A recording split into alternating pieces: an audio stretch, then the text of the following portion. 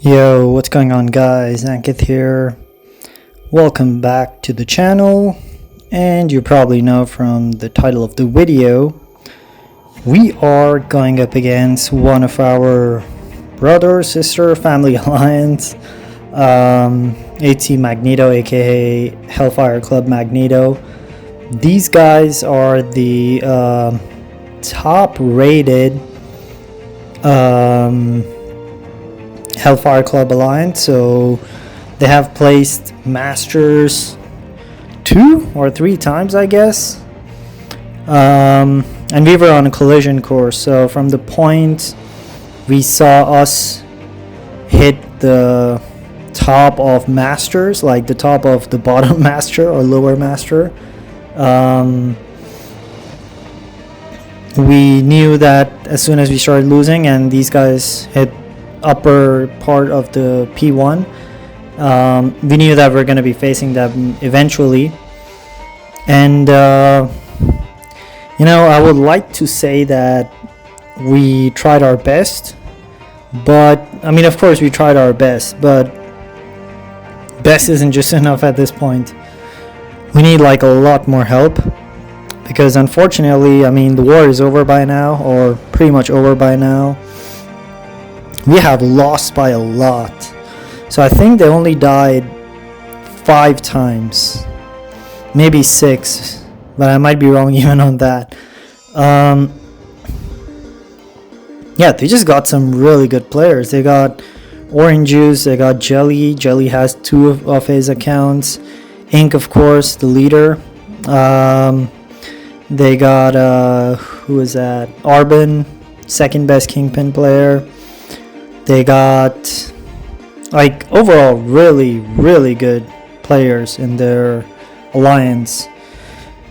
And when we're going up against them, we need to bring our A+++ game. We need to be really on top of everything.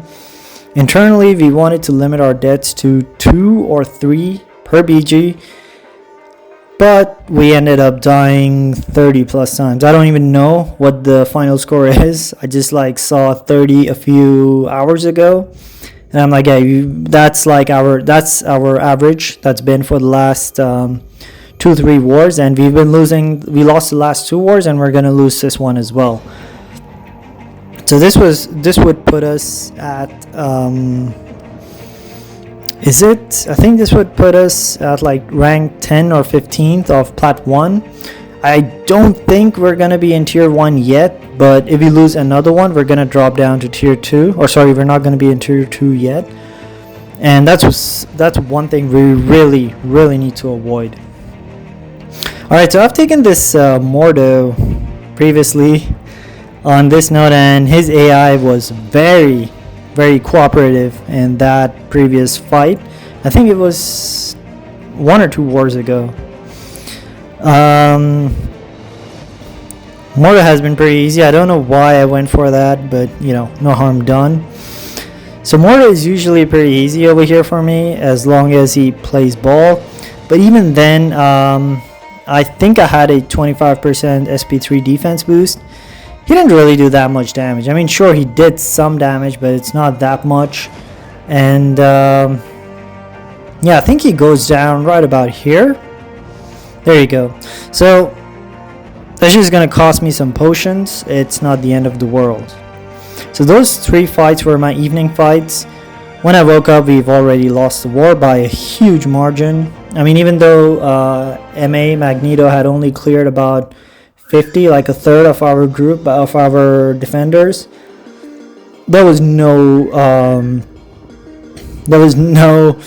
denying that we've pretty much lost the war, and they're not going to die 30 times. They may die, maybe they will die 10 times, but there's no way they'll die that many times. I think we had died about 22, 23 times by the time I woke up, and we still had some of the tougher fights left, so I was like, yeah, we're easily going to hit 30. Alright, Claire over here is a very good placement. My officer told me that she's going to be annoying, and they definitely placed her as a Kingpin trap. Kingpin can do this. It's just that I missed a couple of parries, or maybe I got clipped. Oh yeah, I think I tried to intercept at one point and I got hit, so right over there. I shouldn't have tried to intercept. I should have just, parried and gone for her, or attacked her. And from next time, I'm definitely just going to stick to baiting her SB2s. I don't know why I didn't punish her there. And here, I lose my indestructible. And I'm like, crap, we are in a problem. But, Kingpin is pretty tanky. I was almost certain I'm going to be able to manage this. It's not going to be that hard. I deliberately push her to SB3. I think I still have the SB3 defense boost. Now right there, I'm almost certain I didn't charge my heavy, because I was going for it, but she threw her SB3 immediately. That's why I did this much damage, because if I did charge my heavy, I would gain like 3,000 physical resistance, and that 24k SB3 would have just been 15k or 12k. Probably 12k. And 12k is like almost nothing for him. So over here, I'm like, okay, enough of this shit. Let's just go for the kill shot. And there we go. So, this war has been the most expensive so far, I think. In terms of both boosts, Alliance War boosts, and potions. And, I'm not too worried. I really wanted to bring my A game over here, which I do think I did. You guys can be the judge of that. You can see I still have some good amount of potions left. So again, I'm not like too worried about those potions. It's just that I use too many in this war. Usually, most of my wars are 0 potions. At most, if I use a potion, it's just 1. And yeah, so Rhino over here is pretty easy. I still had my invulnerability boost, so my game plan was to go for that SP2 and then, let him hit my block and go for the intercept, even though he will be able to hit me. But he threw that SP1, so that's perfect. So I still have all 3 of my SP3 or my invulnerability charges. So over here, the rest of it is just like pretty simple. I just need to get to another SP2 and it's game over. I think I gotta bait out. Yeah, I bait out the special 2s over here. So yeah, I think he's gonna go down here at some point. I should have just tapped the block a bit, and there you go. Alright, up next is Doom. He's pretty easy. I have done him quite a few times. By the way, if you didn't notice, I think I know Claire was rank 4. I know this Doom is rank 4. I know Killmonger is rank 4 and Sig 200, which is up next. And then I'm going to be taking a Sasquatch mini, which is rank 4 Sig 200. So, pretty good fights. So, this fight is pretty simple. It's just a bit long. So, what I'm going to do is I am going to talk a little bit about the rest of the war. We gave a lot of deaths to a Hazard Shift Tigra, rank 4. And the person taking it was with Kingpin and Hood. And I do think that it's a very sketchy fight if you don't have, what is that? If you don't have Sinister synergy. Because Sinister really power locks her and pretty much nullifies any effect that Mystic Dispersion, the mastery, has. And with Kingpin synergy, you can also like really play aggressively and push her in her corner. Because you have that power lock for 6 seconds. Let's say the special takes 2 or 3 seconds, or 2 seconds for SP1 and maybe 4 seconds for SP2. But you can still play aggressive and you can keep pushing her in her corner, which just makes that node, or it just makes that fight so much safer. So I already recommended that to my officers, that you really need to have a Sinister over there for Tigra, for Dragon Man, for pretty much any Mystic Dispersion champion placed on that node.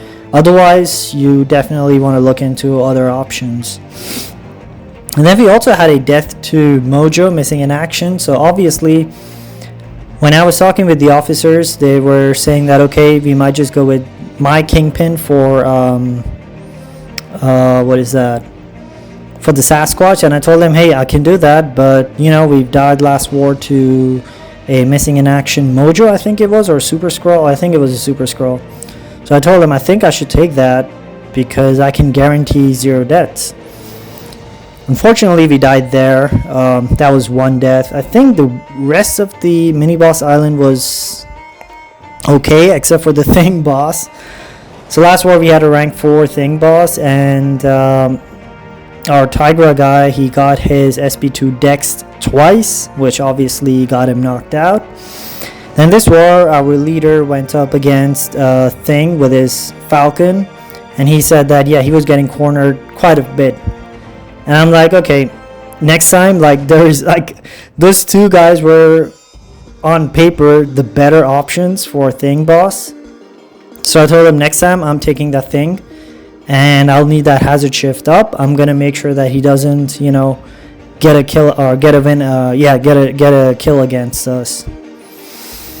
So, and that was just the boss island. I don't really know what happened on the mini boss sections, like in the central mini boss areas. I didn't pay too much attention to it. But yeah, that was that. And coming back to my war, we got Killmonger here. He's rank 4, Sig 200. I knew going in that this is going to be a 2-minute fight. No problem. I can deal with it. He's not really hard. Even if you don't have your SP1 degen active, you can still play around it. So there are 2 ways of countering Killmonger. So right there, that was a perfect play. Now you bait his SP2. And the reverb damage is going to be pretty much non-existent. So I think I'm going to go for SP2 so I can get my Intercept easily. Nope, I don't. I just go for this. And I think I do have my SP2 boost as well, which is something I'll talk about once we get to the Sasquatch fight. Alright, so got the Intercept, and I think this will be it. And then up next we have Mephisto, which wasn't really my fight. It's on Stunning Reflection. But I've faced a lot of Mephistos in this meta of BGs, which is the unblockable, where you have 3 debuffs, they're unblockable and all that. And I've taken down Mephisto so easily that I come out at almost 95 or 100% HP. So I told my officer, hey, oh, maybe I just boost the SP3 defense over here. Maybe I wasn't boosted before. No, I think I used 2. Yeah, that's right. Alright, so I just told my officer, hey, Power Start 1 boost, I'm gonna get my degen, and that's gonna give me enough power to keep on cycling those. He's not really gonna get his aura as frequently. So Mephisto is immune to ability accuracy modification from passive effects, but not active effects, which is like concussion or SP1 degen.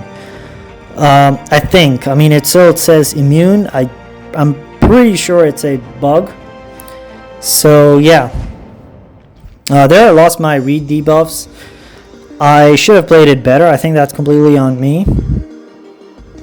But that power lock is helping so much. I got parried over there, which is awesome.